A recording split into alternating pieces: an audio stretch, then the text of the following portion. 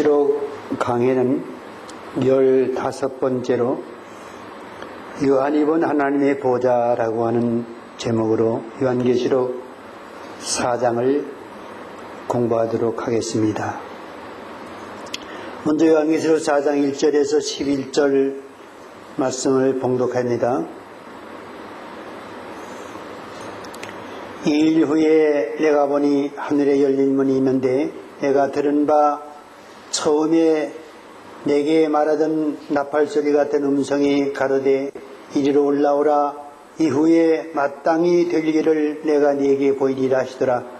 내가 곧 성령에 감동하였더니 보라, 하늘의 보좌를 베풀었고 그 보좌 위에 앉으신 이가 있는데 앉으신 이의 모양이 벽옥과 홍보석 같고 또 무지개가 있어 보좌에 들렸는데 그 모양이 녹보석 같더라. 또 보좌에 들려 24장로들이 흰옷을 입고 머리에 금벨루관을 쓰고 앉았더라. 보좌로부터 번개와 음성과 내성이 나고 보좌 앞에 7 등불 켠 것이 있으니 이는 하나님의 7 영이라. 보좌 앞에 수정과 같은 유리바다가 있고 보좌 가운데와 보좌 주위에 4 생명이 있는데 앞뒤에 눈이 가득하더라. 그 첫째 생물은 사자 같고 그 둘째 생물은 송아지 같고 그 셋째 생물은 얼굴이 사람 같고 넷째 생물은 날아가는 독수리 같은데 4 생물이 각각 6 날개가 있고 그 안과 뒤에 눈이 가득하더라. 그들이 밤낮 쉬지 않고 이르기를 거룩하다 거룩하다 거룩하다 주 하나님 곧 전능하신 이여 전에도 계셨고 이제도 계시고 장차 오실 자라 하고 그 생물들이 영광과 존귀와 감사를 보좌에 앉으사 세세토록 사시는 이에게 돌릴 때에 24장로들이 보좌에 앉으신 이 앞에 엎드려 세세토록 사시는 이에게 경배하고 자기의 멸류관을 보좌 앞에 던지며 가로되 우리 주 하나님이여 영광과 존귀와 능력을 받으시는 것이 합당하오니 주께서 만물을 지으신지라 만물이 주의 뜻대로 있고 또 지으심을 받았나이다. 아멘.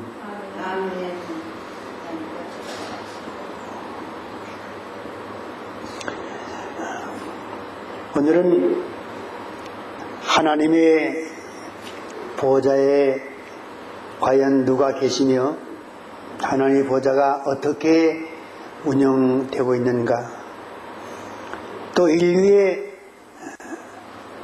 마지막에 종말의 심판을 집행하시는 총사령부가 곧 하늘의 보좌입니다. 하나님이 계시는 처소가 곧 하늘의 보좌라고 볼 수 있습니다. 요한계시록은 크게 3 대지로 나눌 수 있습니다. 하나는 네가 본 것과, 둘은 이제 있는 일과, 3번째는 장차 될 일로 이렇게 셋으로 구분이 됩니다. 네가 본 것을 많은 사람들은 1장에 국한시키고 이제 있는 일을 2장과 3장의 교회로 또 이제 말하고 4장 이후에 모든 계시를 장차 될 일로 구분해서 해석을 합니다마는 실은즉 네가 본 것은 1장뿐 아니라 4장의 하나님의 보좌와 5장의 심판을 집행하시는 예수님의 등장의 모습, 이것이 사도 요한이 요한계시록을 받으면서 본 서론적인 계시입니다. 그래서 저는 내가 본 것에 대한 계시를 1장과 4장과 5장으로 확대 해석하고 2장과 3장에 이제 7교회에 대한 것, 그리고 6장부터 네 마을의 등장으로부터 시작하는 계시가 종말 계시로 장차 될 일로 이렇게 말하고 싶습니다. 그러면 요한이 보게 된 하나님의 보좌의 모습은 어떠했는가? 첫째로 1절에 보게 되면은 이 일 후에 내가 보니 하늘에 열린 문이 있는데 2일 후에 내가 봤다 그랬습니다. 2일 후에라고 하는 이 말의 뜻은 무엇이냐? 이것을 세대주의적 해석에 의하면은 교회 시대가 지나간 후라고 그렇게 해석을 합니다. 2일 후에라고 하는 것이 이제 2장과 3장의 교회 시대가 지나간 이후의 계시로 봐서 이후에라고 하는 것을 이제 그렇게 해석을 하는데, 올바른 해석은 3장까지의 계시를 본 후로 새로운 계시를 받기 위해서 기다릴 때를 그 시기를 가리키는 겁니다. 3장까지의 7개에 대한 계시를 봤습니다. 그리고 이후에 이러한 계시를 본 이후에 하늘의 보좌의 새로운 계시를 보는 그 상태를 2일 후에 내가 보았다고 하는 뜻이지, 교회 시대가 지나간 후에 될 그러한 동말적인 계시가 될 수가 없다고 하는 사실을 먼저 알아야 됩니다. 그런데 이리로 올라오라, 하늘에서 음성이 사도에게 들어왔습니다. 이리로 올라오라. 근데 이리로 올라오라고 하는 이 하늘의 음성을 많은 학자들과 또 세계주의적인 해석에 의하면은 이때 교회가 공중으로 휘고진다고 말합니다. 즉 2장, 3장을 교회 시대로 표현을 하고 2일 후에 하늘에서 이리로 올라오라고 하는 음성이 들렸을 때에 이제 교회 시대가 끝났으니 교회는 공중으로 휘고져야 한다고 하는 그러한 이제 논리에 의해서 이리 올라오라 하는 것을 교회의 희고로 그렇게 간주를 합니다. 그러나 그렇지 않습니다. 올바른 견해는 무엇이냐면 이후에 마땅히 될 일을 이리로 올라오라고 한 그 말씀 다음에 왜 올라오라고 그러느냐? 이일 후에 마땅히 될 일을 내가 네게 보이리라. 이제부터 새롭게 전개될 계시를 사도 요한에게 보여주시기 위해서 사도 요한에게 이리로 올라오라고 하는 명령을 내렸지, 그것이 결코 교회의 공주시호를 말하는 그러한 하나님의 명령이 아니라고 하는 사실입니다. 새로운 계시를 보여주실 장소로 올라오라는 명령을 내리셨습니다. 그러면 사도 요한이 이제 새로운 2장과 3장의 계시를 다 보고 그 후에 새로운 계시를 보여주시기 위해서 이리로 올라오라고 하는 음성을 듣고서 성령에 감동해가지고 사도 요한은 이제 이리로 올라오라고 하는 그 말씀대로 이제 하늘에 있는 새로운 계시를 보는 장소로 옮기게 되었습니다. 그래서 하늘 보좌의 광경을 보게 된 것입니다.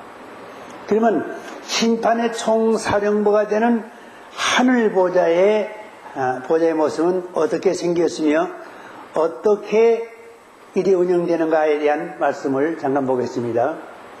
맨 중간에 하나님의 보좌가 있습니다. 중앙에 하나님의 보좌가, 하나님의 보좌가 이렇게 그려져 있습니다. 그래 여기에 앉으셨는데 모습은 이제 그려 있지 않습니다. 하나님의 보좌에 성부 하나님이 앉아 계십니다. 근데 생기신 하나님의 보좌에 앉으신 이의 모습을 벽옥과 같고 홍보석과 같다고 그랬습니다. 벽옥과 홍보석 같다. 그리고 그 위에 언약의 무지개가 있고 그 좌우편에 24장로의 보좌가 있습니다. 그리고 그 밑에 7 등불이 있는데 7 등불은 성령이라고 했습니다. 그리고 그 위에 4 생물들이 이제 자리 잡고 있고, 하나님은 벽옥과 같으신 분, 내가 곧 성령에 감동하였더니 보라 보좌를 베풀었고 하늘에 보좌 그 보좌 위에 앉으신 이가 있는데 앉으신 이의 모양이 벽옥과 홍보석 같고 또 무지개가 있어 좌우 보좌에 둘렸는데 그 모양이 홍보석 같더라. 이렇게 하나님의 영광스러운 모습을 표현해 주고 있습니다. 하나님 보좌는 하늘 보좌의 중심에 있는데 오직 하나님만이 그 보좌에 좌정하십니다. 안지 모양이 그 안지 모양이라는 것은 하나의 형상을 가리키는데 벽옥 같다고 그랬습니다. 이 벽옥이라는 것은 아주 이 세상에서 그보다 더 흰 것이 없는 아주 희고 맑고 거룩한 모습인데 봐서 이것은 하나님의 거룩하심을 상징하는 것입니다. 오직 하나님만의 고유 속성이십니다. 거룩하심. 하나님은 완전히 거룩하신 분입니다. 그래서 하나님의 고유 속성, 하나님만이 갖고 계시는 이제 성품, 속성입니다. 하나님만이 거룩하심이 있습니다. 다른 피조물은 하나님의 이 거룩하심을 갖지 못하고 있습니다. 홍보석 같다는 것은 하나님의 진노와 심판을 상징합니다. 죄와 타협하실 수 없고 죄는 반드시 심판하시는 하나님의 공의의 속성이십니다. 하나님이 거룩하신 것처럼 거룩하지 아니한 것을 용납하지 아니하십니다. 그래서 죄를 용납하지 아니하시고 죄를 심판하신 하나님, 하나님의 공의, 죄에 대한 하나님의 공의를 보이신 그 하나님의 형상으로서 홍보석 같은 모습으로 하나님을 표현을 했습니다.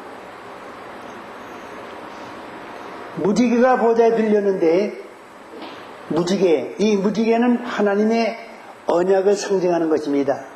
그래서 최초의 무지개를 이제 장세기 9장에서 노아에게 보여주었습니다. 노아가 홍수가 끝난 다음에 하나님께서 노아 나와의 언약으로서 이제 무지개를 보여주셨습니다. 무지개 언약을 보여주시고 다시는 물로 심판하지 않겠다고 하는 말씀으로 약속하셨습니다. 노아는 그때 처음 비온 후에 공중에 걸려있는 무지개를 보았습니다. 그래서 너무나 아름답고 희한한 그러한 이제 색깔과 모양에 아마 감탄하면서 하나님의 언약에 대한 새삼스러운 이제 감사가 나왔을 것입니다. 그러면 무지개는 비 온 이후에 물방울이 햇빛에 비치어서 비치우는 그러한 색깔인데 왜 노아가 하나님의 언약의 무지개를 처음 보았을까요? 왜 처음 보았을까요? 그전에도 무지개가 있었을 터인데 예? 비가 뭐예요? 비가 내렸고. 아니 그러게 그전에도 비가 내렸을 거 아니에요? 노아 홍수 때 비가 안 내렸어요. 네, 우리 하집사님이 고수입니다. 네. 노아 홍수 전에는 이 세상에 비가 없었어요. 비가 없었으면 어떻게 생물이 자랐을까요? 땅에서 이제 이슬이 올라와서 그것이 땅을 적셔서 이제 식물을 자라게 했습니다. 말하자면은 하나님의 천지를 창조하실 때에 땅에 있는 물을 궁창으로 끄집어 올려서 궁창의 물과 땅의 물과를 나누셨습니다. 그러니까는 궁창에도 물이 있었어요. 이 궁창의 물이 지구를 뒤덮었습니다. 이 지구는 지금 비닐하우스, 동전의 비닐하우스 모양으로 이제 물로 하나의 비닐하우스적인 역할을 했습니다. 그래서 지구는 전체가 하나의 온난화된 따뜻한 일기에 그러한 지구의 기상을 갖고 있었어요. 그러니까는 겨울도 여름도 없이 하나의 아주 가장 동식물들이 자라고 살기 좋은 그러한 형태의 일기가 계속되었습니다. 그리고 바람도 없었고 비도 없었고 그래서 비가 없었으니까는 역시 무지개는 구경할 수가 없겠지요. 그러다가 홍수 심판 때에 하늘의 창을 여시고 하늘에서 비를 쏟으셨어요. 그러니까 하나님께서는 홍수 심판 때에 이 땅을 물로 심판하시기 위해서 미리 공중으로 물을 끌어올려서 공중에 준비해 놓으셨던 것입니다. 이와 똑같이 마지막 때에는 하나님 불로 이 세상을 심판하시기 위해서 불을 어떻게 했다고 그랬어요? 간수했다고 그랬어요. 그 베드로후서 3장 보게 되면은 하나님께서 마지막 때에 불로 심판하시기 위해서 간수한 그 불의 심판으로 이 땅이 완전히 소멸된다고 그랬습니다.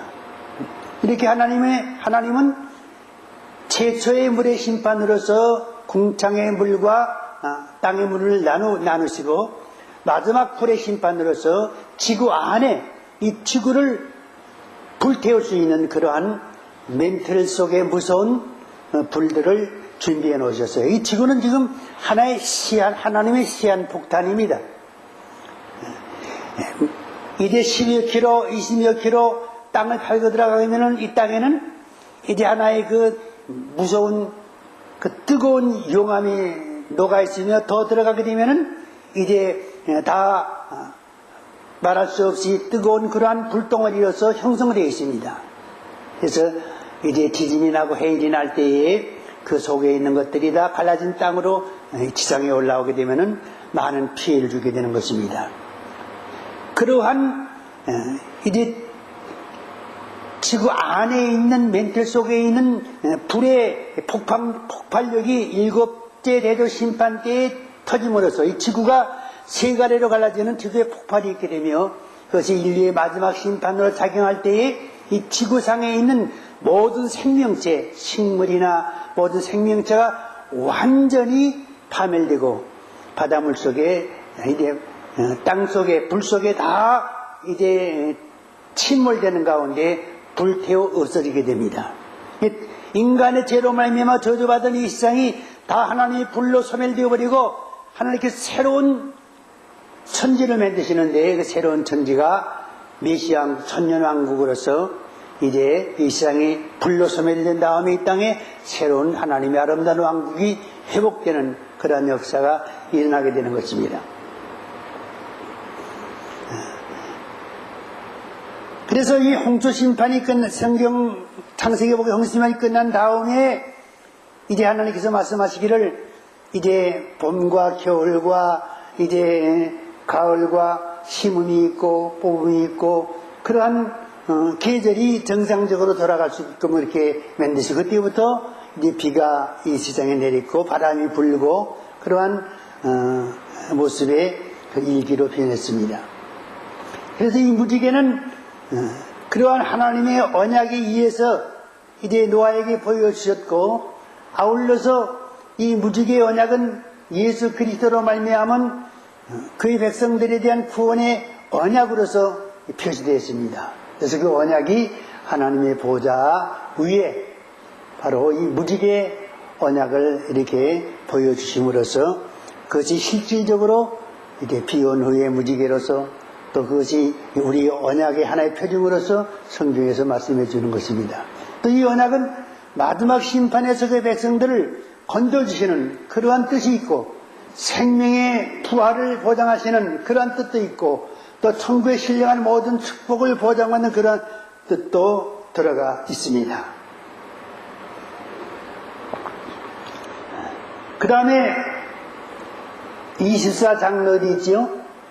또 보좌에 둘려 24장로들이 있고 그 보좌들 위에 24장로들이 흰옷을 입고 머리에 금면류관을 쓰고 앉았다라고 그랬습니다. 장로라 그러게 되면은 이것은 하나님의 택한 백성들, 성도들 가운데서 하나님이 특별히 선발한 그러한 지도급 성도, 말하자면은 12사도라든가 이스라엘의 12지파에 이제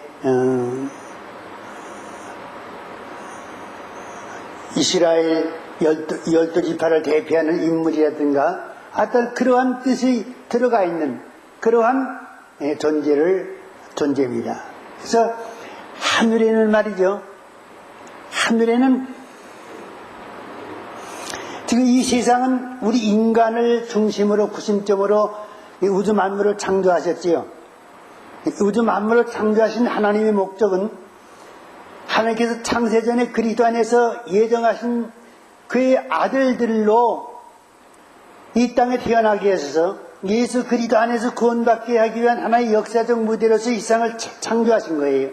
그래서 그것을 다 완성하시게 되면은 이 세상은 전부 소멸해 버리고 맙니다. 하늘의 별도, 달도, 해도, 모든 이 지상에 보이는 존재하는 모든 것들이 다 멸절되어 버리고 말아요.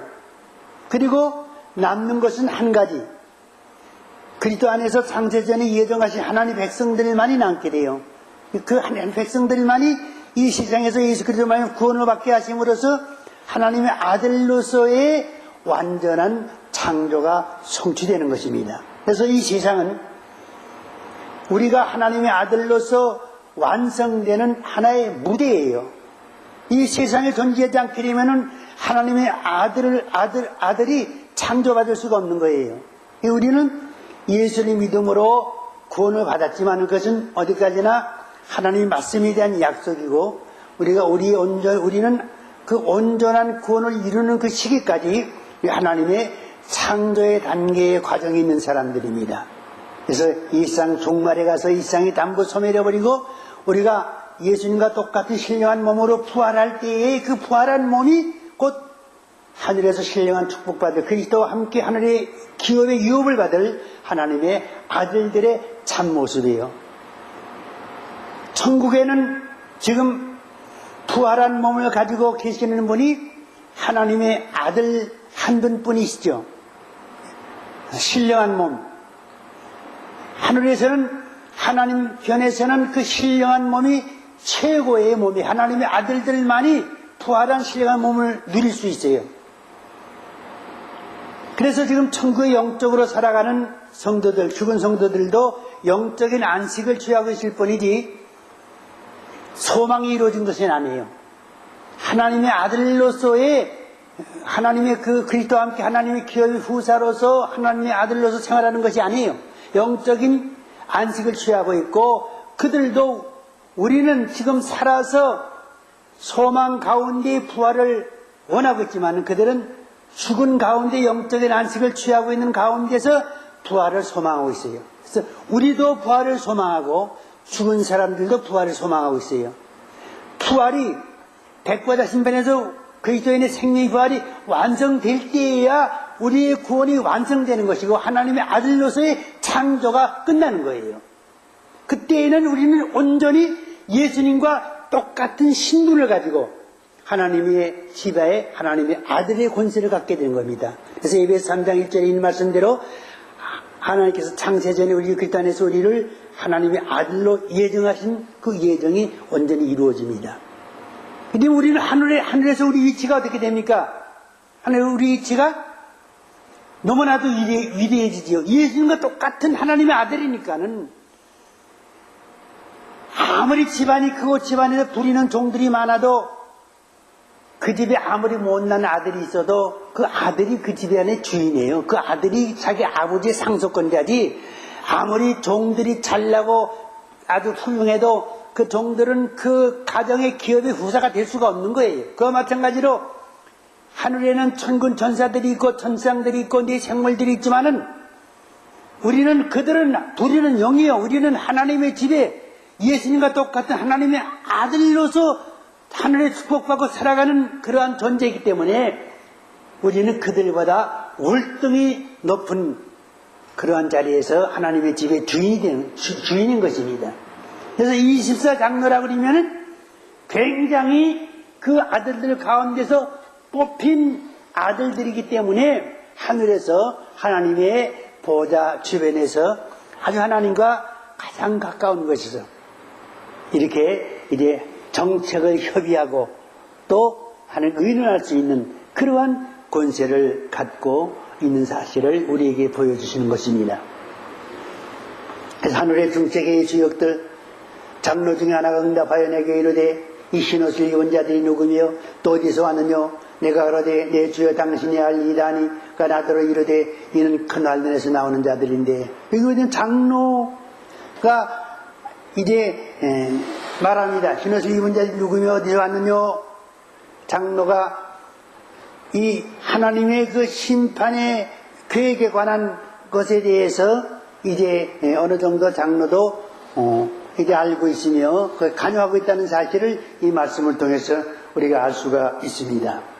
이들은 교회 대표들이다, 흰옷을 입었다, 장로들이다, 이기는 자에게 보좌 함께 해주겠다 하나님께 약속하셨다, 사도들에게 보좌를 약속하신 이러한 이제 성경 구절을 우리가 알 수 있어요. 너희도 내 나라에서 내 상에서 먹고 마시며 또한 보좌 앉아 이스라엘 12지파를 다스리게 하려 하노라. 이 장로의 신분을 의미합니다.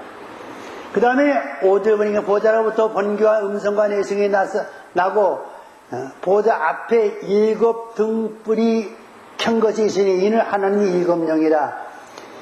7 등불을 켰다고 그랬습니다. 이 7영은 곧 성령 제3에 해당하는 성령님을 가리킵니다. 여기는 7영이고 이제 5장에 가게 되면은 또 한 번 제2이신 성자님이 어린 양의 모습으로서 이 보좌에 등장하는 것을 볼 수가 있습니다. 왜 성령을 등불이라고 하셨나? 하나님은 세상의 빛이시기 때문에 또 성령이 있는 것에 빛이 따르기 때문에 하나님의 속성은 바로 빛이십니다. 그래서 이제 성령을 빛으로 표현하고 있습니다.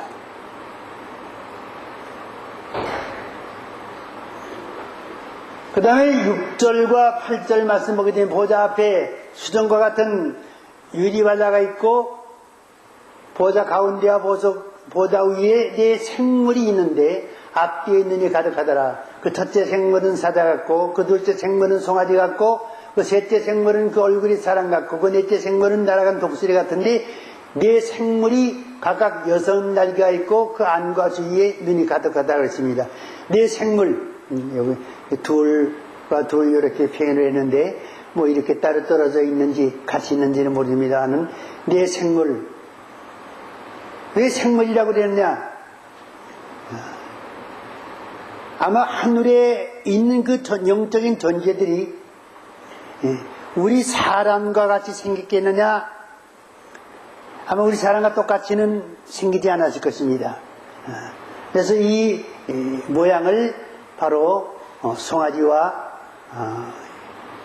사람과 또 독수리와 송아지와 사자와 같은 이러한 어떠한 그 세상적인 이제 맹수나 동물적인 표현으로서 했는데 이것은 내 생물의 하나의 성품을 표현한 그런 표현이라고 볼 수가 있습니다. 하늘 보좌에서 영적인 피조물로서 가장 우뚱되는 존재가 바로 내 생물들입니다. 내 생물들은 천사보다도 높고 천상보다도 더 높은 지위에 있다. 하나님이 신이 가는 데에 함께 따라가는 하나님의 신을 운행하는 그러한 영적인 높은 존재로 에스겔서에 나타나 있는 것을 바라볼 수가 있습니다. 내 생물들이 하나님의 보좌에 있습니다. 아마 하늘에서 하나님의 거룩하신 하나님, 하나님의 거룩은 하나님의 고유 속성이기 때문에 하나님만이 갖고 계시고 피조물 중에서 가장 이제 죄 없는 거룩한 존재로 만든 피조물이 이 내 생물이 아닌가 그렇게 생각이 됩니다. 내 생물의 존재가 있고 내 생물은 하나님 보다 가까운 곳에 위치한 높은 영문들로서 영광스러운 존재로 나오지요. 내 생물이 짐승의 모양으로 상된 것은 그들의 영적 사역의 영역을 말해주는 듯 그렇게 생각됩니다. 사자는 영적인 위험을 나타내고 송아지는 하나님께 대한 순종과 충성스러운 헌신을 보이고 독수리는 또 높이 올라서 사면을 둘러 살펴보는 영적인 통찰력을 의미하고 사람은 지혜와 인격적 존재라는 의미에서 이제 사람으로 표현하고 있고 이처럼 이제 각기 그 독특한 그러한 성품으로 표현된 것이 바로 이 사자와 송아지와 독수리와 사람과 같은 모양으로 이제 표현한 것입니다. 네 생물은 이름이 그룹으로 나와 있고 영광 중에 하나님과 동의하는 것으로 에스겔서에 나와 있지요. 그러면 사탄도 타락하기 이전에 이 그룹 중에 하나였다고 하는 사실을 알게 됩니다. 에스겔서 보게 되면은 사탄의 기원에 대해서 우리에게 암시해 주는 바가 있습니다. 너는 기름 부음을 받은 덮는 그룹이며 내가 너를 세우매 네가 하나님의 성산에 있어서 화강석 사이에 왕래하였도다 하는 말씀을 통해서 볼 때에 기름 부음을 받은 덮는 그룹이라고 그랬습니다. 이 그룹. 이 네 생물이 바로 에스겔서에서 그룹으로 나옵니다. 그런데 마귀라는 존재도 이 그룹 중에 하나였다는 사실입니다.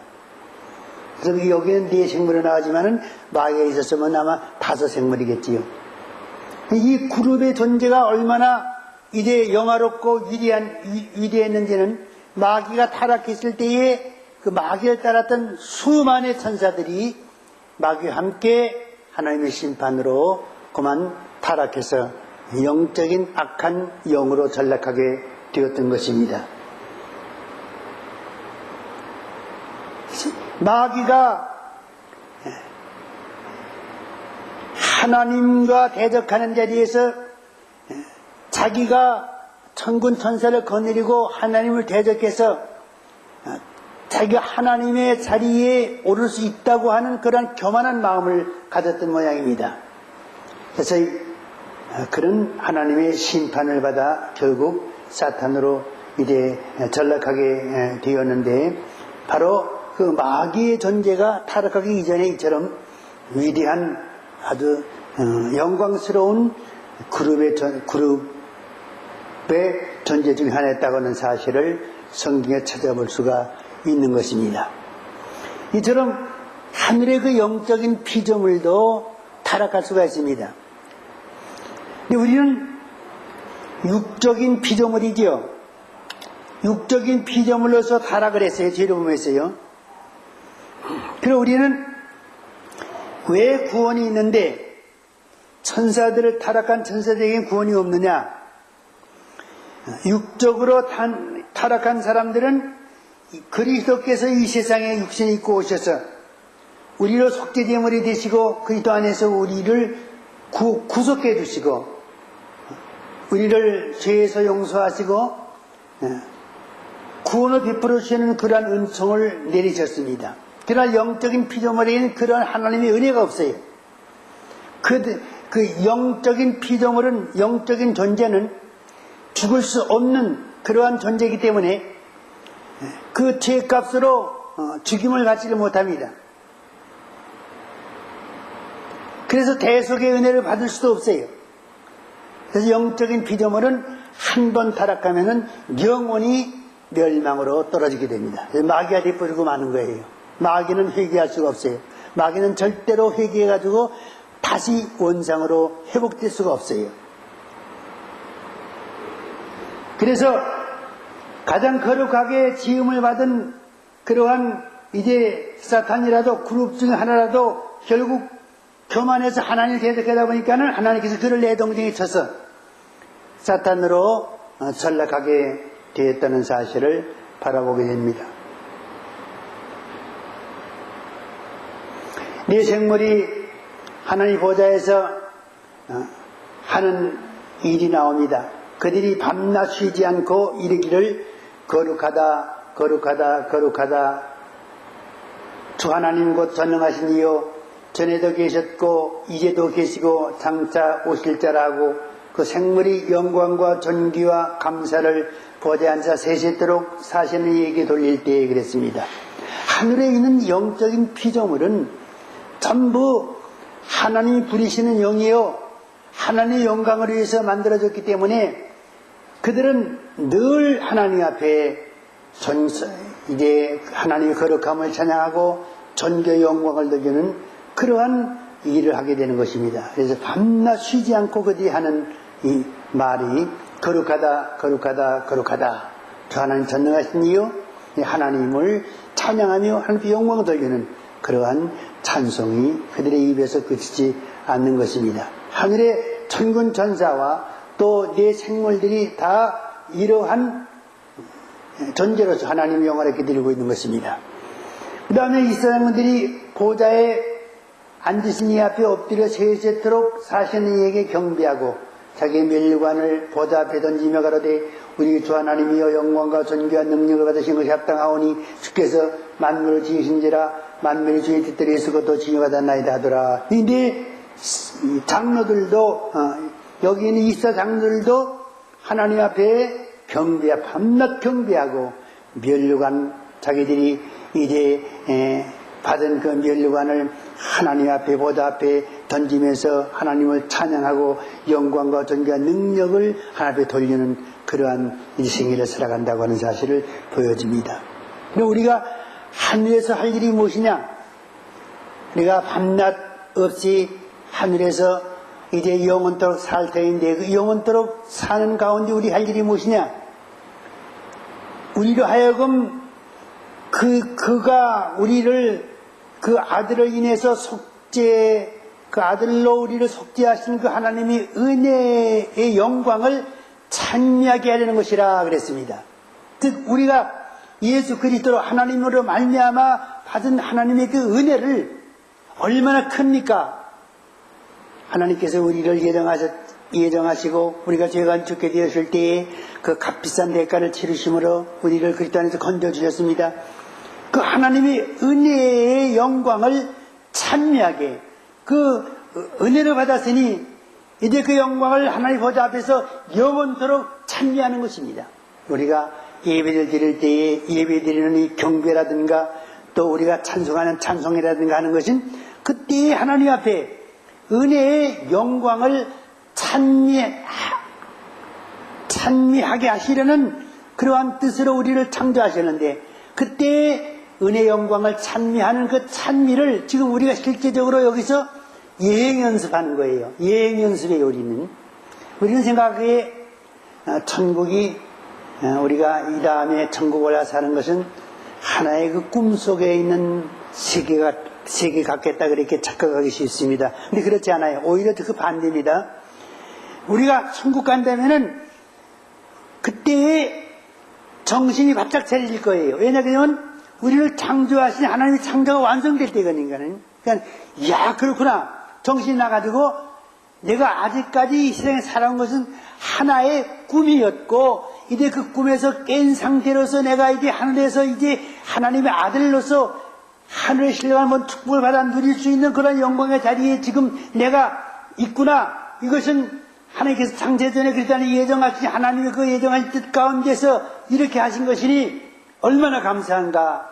그 감사 은혜의 영광을 찬미하게 되는 것입니다. 그것을 영원토록 찬미하게 하기 위해서 하나님께서는 우리를 그리스도 안에서 예정하셨다고 그랬습니다. 그래서 우리가 이제 찬송 부를 때에도 이 다음에 천국 가서 새 예루살렘에 들어가서 하나님의 아들의 영광을 가지고 영원토록 찬송할 때에 그 찬송 부르는 그 기쁨을 가지고 우리가 찬송해야 되며 그 이제 은혜의 영광을 찬미하는 이제 그 하나님의 그 은혜를 감사하는 그러한 마음 가지고 찬미를 해야 실감이 나고 그러한 찬미를 하나님께서 기쁘게 받으시는 것입니다. 하나 예행 연습이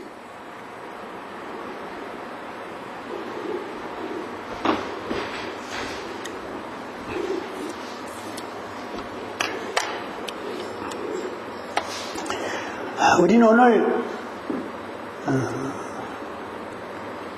하나님이 계시는 보좌, 하나님이 최종적으로 이 세상을 심판하실 때에 심판하시는 그 총사령부에서의 하나님의 보좌의 모습을 바라보았습니다. 하나님께서는 사도 요한에게 이리로 올라오라고 하는 명령과 함께 그에게 이러한 보좌의 모습을 계시해 주신 것입니다. 여기서 우리가 특별히 기억해야 될 것은 하나님은 벽옥같이 거룩하시고 홍보석같이 공의로우신 분이라 죄를 용서하지 아니하시고 모든 죄인들을 다 심판하시고 멸하시지만은 하나님은 예수 그리스도로 말미암은 큰 언약을 세우셔서 우리로 하여금 그 안에서 구속을 받고 그 안에서 하나님의 아들의 후사가 되고 그 안에서 하나님의 모든 필요한 영광의 축복을 받을 수 있는 그러한 약속을 꼭 지키시는 하나님의 약속을 지키시는 분 무지개가 그 머리 위에 있는 것입니다. 그래서 우리는 무지개로서 우리 언약하신 그 하나님이 바라볼 때에 우리는 우리 마음에 큰 평안을 얻을 수 있고 하나님께도 감사할 수 있고 소망 가운데 그때의 그 영광을 우리가 바라볼 수가 있게 되는 것입니다. 이 무지개의 하나님의 언약이 우리 마음속에 든든하게 자리 잡고 그 언약 가운데서 우리의 믿음이 성장하고 우리 확실한 믿음 가지고 구원의 은총을 감사하면서 종말을 살아가며 우리가 정말 우리에게 주신 귀한 계시의 말씀을 우리가 잘 배우고 듣고 그 안에 있는 말씀을 순종하는 생활을 통해서 이러한 하나님의 언약의 축복, 우리에게 언약한 하나님의 축복을 우리가 장차 하늘에 가서 받아 누릴 수 있는 그러한 영광의 날이 우리에게 온다는 사실을 우리가 확실히 믿으면서 오늘 하늘 영광의 보좌의 모습을 바라보았습니다. 이 모습을 여러분의 마음에 새기시면서 이제 하나님은 죄를 용납하지 아니하시고 이 땅을 말씀으로 심판하시고 모두 새롭게 하시지만은 바로 그리스도 안에서 우리를 구속하시고 그 하늘의 영광의 모든 축복을 받아 누리게 하시려는 하나님의 귀하신 뜻을 이루고자 하는 하나님의 그 언약이 무지개로 나타나고 언약을 꼭 이루신다고 하는 확실한 믿음 가지고 소망 가운데 주 예수님을 바라보며 믿음으로 승리하는 성도가 되시기를 바랍니다. 하나님 감사합니다. 이 시간에도 귀한 말씀을 통해서 우리에게 종말에 대한 소망의 말씀을 주셨고 다시 오시는 예수님을 우리가 바라보며 그 예수님을 향하여 아멘 주 예수 오시옵소서 하는 간절한 심령으로 기도하는 마음을 주신 것을 감사합니다.